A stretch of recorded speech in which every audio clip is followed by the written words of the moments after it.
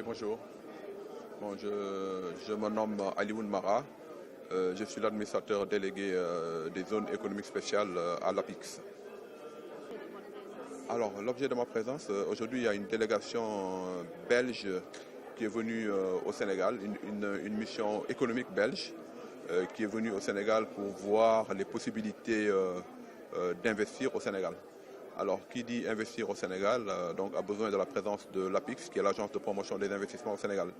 Alors, nous, on était venus en tant qu'agence de promotion pour présenter l'environnement des affaires au Sénégal et aussi parler des zones économiques spéciales au Sénégal, qui est maintenant la nouvelle destination des investisseurs au Sénégal pour investir. C'est le nouveau paradigme dans l'industrialisation au Sénégal.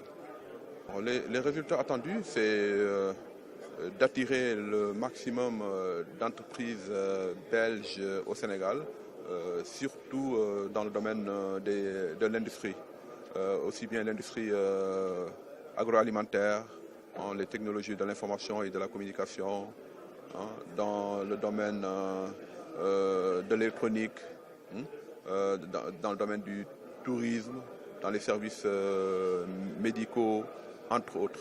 Alors aujourd'hui, nous cherchons à ce qu'il y ait des entreprises qui viennent au Sénégal, qui investissent au Sénégal pour créer de la valeur ajoutée, mais aussi des entreprises qui auront une vocation d'exportatrice. Parce que ce qu'il y a recherché à travers les zones économiques spéciales, c'est surtout rééquilibrer la balance commerciale du Sénégal qui est assez déficitaire, parce qu'on importe beaucoup et on exporte peu. Alors aujourd'hui, on cherche à ce que ces filiales de grandes structures européennes, on cherche à les amener au Sénégal, à créer des filiales ici au Sénégal pour maintenant faire de l'exportation à partir du Sénégal. Puisque le Sénégal, c'est une porte d'entrée pour l'Europe et même pour l'Afrique et pour les États-Unis, parce qu'on est à 5 heures de vol de l'Europe, 8 heures de vol des États-Unis. Et aujourd'hui, il y a un marché de la sous-région avec la CEDEAO de 300 millions de consommateurs. Donc le Sénégal aujourd'hui cherche à se positionner comme hub industriel et logistique pour la sous-région, cause pour laquelle avec le plan Sénégal émergent, qui est le programme de politique publique du président Macky Sall, il y a tout un volet d'infrastructures qui ont été créées au Sénégal, aussi bien des infrastructures routières qu'aéroportuaires, avec le nouvel aéroport Blaise Diagne, avec les chemins de fer. Vous avez vu le train express régional. On a fait la pose de la première paire du futur port multifonctionnel de Ndayane. On a fait la pose de la première paire du port vraquier de Bargny. Il y a l'autoroute Ila Touba. Il y a l'autoroute à péage avec son extension jusqu'à Mbour, jusqu'à Thiès. Il y a tout un tas d'infrastructures qui est en train de se créer au Sénégal. Et tout ça, c'est pour capter les investissements directs étrangers afin que le Sénégal devienne le hub industriel et logistique de la sous-région. Il y a aujourd'hui 3 zones économiques spéciales qui ont été créées au Sénégal, parce que les zones économiques spéciales sont créées par décret présidentiel. Alors, la première zone économique spéciale qui a été créée, c'est la zone économique spéciale de Dias, qui est mitoyenne à l'aéroport, qui est sur une assiette foncière de 718 hectares. Pourquoi proche de l'aéroport? Parce que c'est ce que je vous disais tantôt, on cherche à exporter. Cause pour laquelle les entreprises qui sont éligibles dans cette zone, c'est des entreprises qui auront à exporter au moins 60% de leur chiffre d'affaires. Okay? Et aussi, il y a l'emploi. Ce qui est recherché, c'est l'emploi. Alors, ces entreprises qui sont éligibles aussi dans ces zones, on leur demande de créer au moins 150 emplois dès la première année d'activité. Et on leur demande aussi d'investir au minimum 100 millions de francs CFA pour être dans ces zones. Et maintenant, chaque zone a sa vocation. Donc, auprès de l'aéroport, on ne peut pas construire, on ne peut pas implanter des entreprises industrielles lourdes telles que les fonderies et consorts. Donc, c'est des entreprises manufacturières qui sont dans l'emballage, tu as vu, dans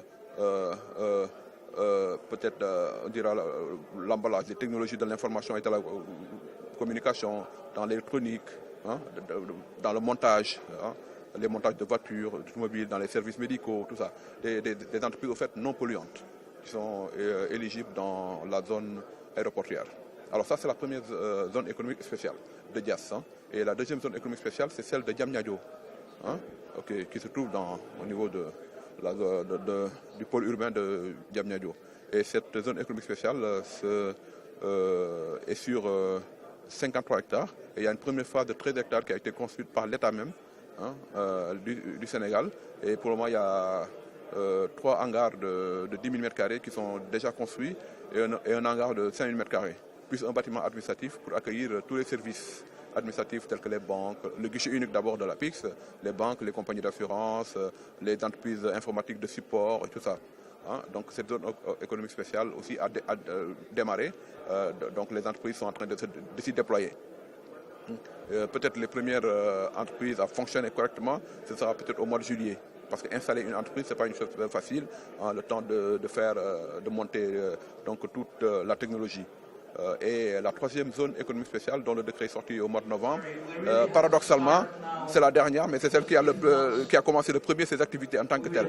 Parce qu'il y a au moins 500 emplois qui sont créés dans un premier temps, hein, parce que c'était d'abord une zone industrielle, et on l'a érigée en zone économique spéciale. Ça se trouve à Sandiara, et Sandiara se trouve à 102 km de Dakar. Alors cette zone économique spéciale, mais chaque zone économique spéciale, ce qu'il faut savoir, hein, c'est que c'est un promoteur-développeur ou bien des promoteurs-développeurs qui sont chargés de développer la zone et de faire la promotion de la zone pour attirer des investisseurs. Alors c'est ce qui se passe. Au niveau de Sandiara, il y a aujourd'hui 5 entreprises qui ont commencé leurs activités et il y a au moins 500 emplois qui sont créés dans Sandiara. Voilà. Mais il faut savoir aussi que tout le Sénégal est potentiellement zone économique spéciale. D'ailleurs, aujourd'hui, on est en train de repenser la philosophie des zones économiques spéciales, à telle enseigne qu'on parle du triangle de prospérité qui est Dakar, Mbour, Thiès, et on voudrait faire de Dakar, Thiès et Mbour une zone économique spéciale. Mais aussi, tout en sachant que le Sénégal est potentiellement, tout le Sénégal est potentiellement une zone économique spéciale. Merci aussi.